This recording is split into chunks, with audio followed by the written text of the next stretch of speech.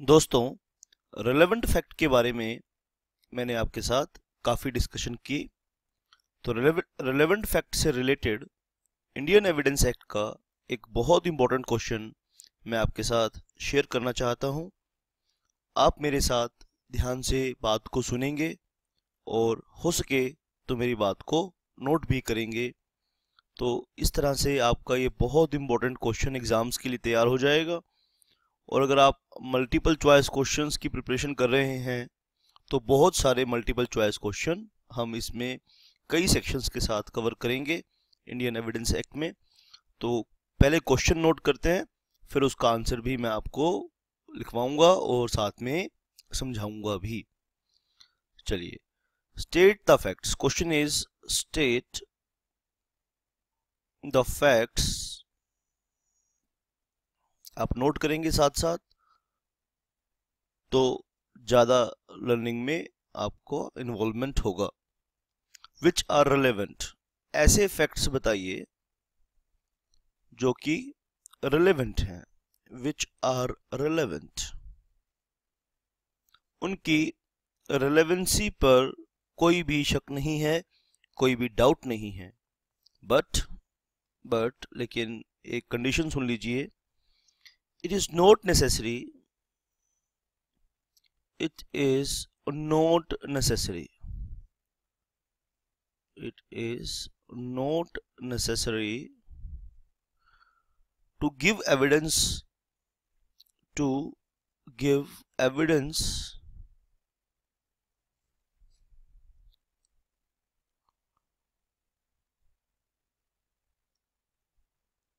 of these facts.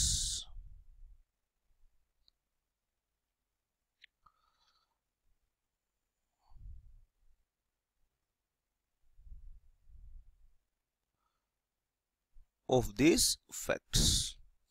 आइए हम अपनी बात को ध्यान से यहाँ पर आपके सामने रखेंगे और आप भी उतने ही ध्यान से बात को सुनेंगे। यहाँ पर इस क्वेश्चन का क्या आंसर है? आई थिंक पहले आपको क्वेश्चन समझना है, ठीक है। मैक्सिमम स्टूडेंट्स क्वेश्चन को ही नहीं समझ पाते हैं। जब आप क्वेश्चन को ही नहीं समझ पाओगे तो उसका जवाब तो गलत ही होगा ना। तो पहला काम होना चाहिए किसी भी क्वेश्चन को समझना। State the facts which are relevant. हम ऐसे फैक्ट्स की बात करेंगे जो कि रिलेवेंट हैं, लेकिन उनको उनके लिए एविडेंस देना जरूरी नहीं है। But it is not necessary to give evidence of these facts. You need not to give evidence for these facts. वो कौन कौन से चीजें हैं? तो इंडियन एविडेंस एक्ट के कई सेक्शंस पढ़ते हुए हम उन्हें इकट्ठा करते हैं। तो आइए हम यहाँ उन्हें इकट्ठा करें, एक साथ उन सभी बातों को समझने की कोशिश करेंगे। आइए इस क्वेश्चन का आंसर हम यहाँ नोट करेंगे। Every fact which is given by a party which is given by a party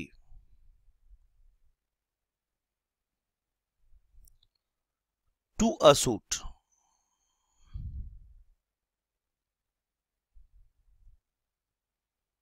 on which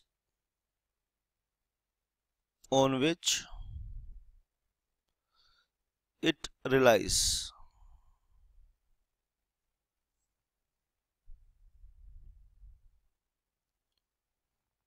Must be proved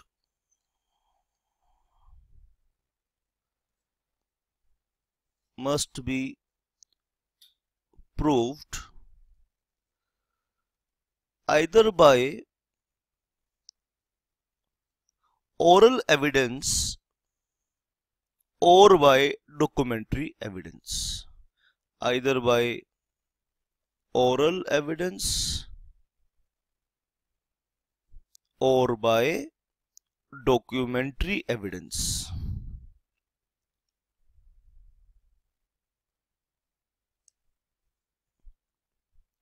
oral evidence और डॉक्यूमेंट्री एविडेंस को अपने पिछले लेक्चर्स में मैं आपको समझा कर आ चुका हूं। आई थिंक ज़रूरत नहीं होनी चाहिए आपको यहाँ पर इनकी एक्सप्लेनेशन की। प्लेंटिफ ने जिन जिन फैक्ट्स को रिकॉग्नाइज किया डिफेंडेंट के अगेंस्ट, अब वो उनको साबित करने हैं। साबित कैसे किए जाएंगे? एविडेंस देके। और एविडेंस वो कैसे दे सकता है?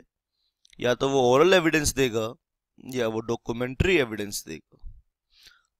अब वर्ड यहां पे आया है मस्ट बी प्रूव्ड।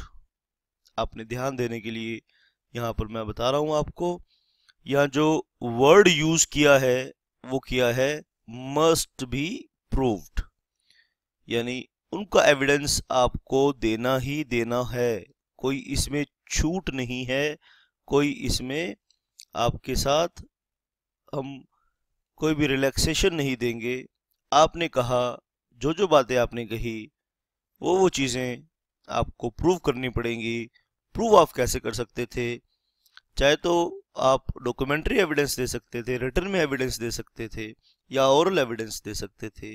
पिछले सेक्शंस में ओरल एविडेंस और डॉक्यूमेंट्री एविडेंस को अच्छे से समझा कर आया हूं। शाबाश बेटा। तो यहाँ पर इस सेंटेंस को हम बंद करते हैं और नेक्स्ट सेंटेंस हम सुनेंगे। आप ध्यान से बात को सुनिए। This is general rule of evidence. ये जो आपने ऊपर बात लिखी, ये क्या है? This is general rule of evidence. ये एविडेंस का जनरल रूल है। आमतौर पे हम इस बात को फॉलो करते हैं, इस बात को मानते हैं। This is general rule of evidence. आमतौर पे हम इस बात को मानते हैं, इस बात को फॉलो करते हैं। बोलिए, बात समझ में आ रही है कि नहीं आ रही? This is general rule of evidence. लेकिन बट, आइए आगे हम इस क्वेश्चन का आंसर लिखेंगे। बट certain facts,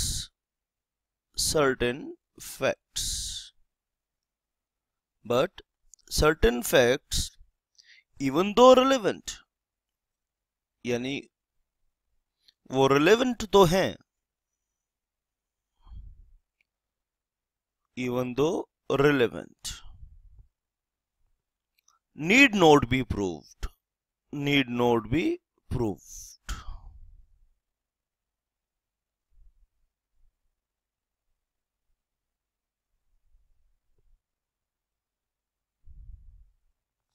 लेकिन कुछ ऐसी बातें हैं, कुछ ऐसे रिलेवेंट चीजें हैं, ठीक है, कुछ ऐसे फैक्ट्स हैं, उनकी रिलेवेंसी पे तो कोई सवाल नहीं है, लेकिन उनके लिए एविडेंस देने की जरूरत नहीं है। शाबाश। आगे लिखिए आप, Indian evidence act, Indian evidence act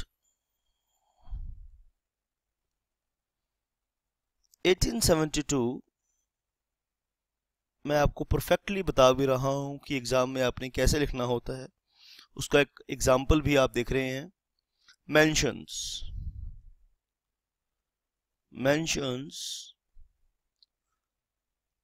the following effects, mentions the following facts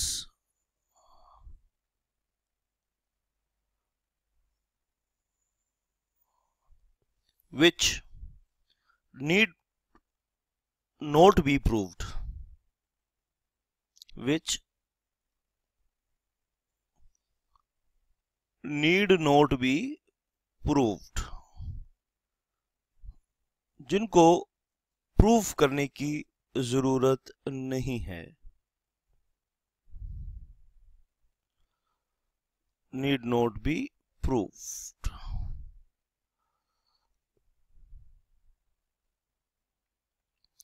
ऐसी चीजें कौन कौन सी हैं? Number 1,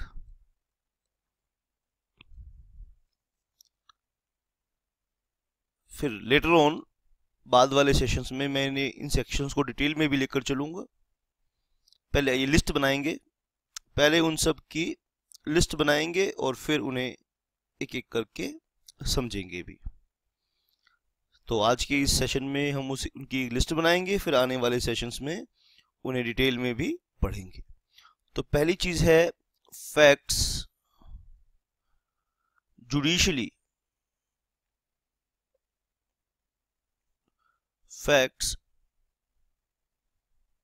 judicially noticeable.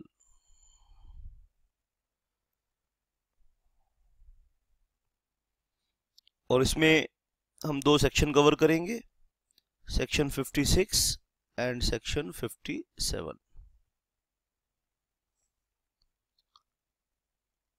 दूसरा इसमें है फैक्ट्स एडमिटेड। डिटेल में दोस्तों हम इसमें जाएंगे। फैक्ट्स एडमिटेड सेक्शन 58 की बात यहां हम करेंगे। और थर्ड है यहां पर, जो थर्ड है facts presumed by law. Facts presumed by law, section 86 to 88 हम यहां पर ध्यान से पढ़ेंगे और आने वाले सेशंस में इन्हें सीखेंगे। This is the complete answer to this question, कि अगर आपको एक शॉर्ट क्वेश्चन लिखना है, ये बताना है state the facts which are relevant but it is not necessary to give evidence of this facts, you can write this answer. शाबाश, आप ध्यान से इसको लिखा और सुना, समझा। अब आने वाले सेशंस में मैं सेक्शन 56, 57, 58, 86 to 88 ये सब सेक्शंस डिस्कस करने वाला हूँ। आप ध्यान से बात सुनेंगे और अपने डाउट्स को मुझ तक भेजेंगे। कोई भी डाउट आपका आप तक नहीं रहना चाहिए, वो मुझ तक आ जाना चाहिए। Thank you so much.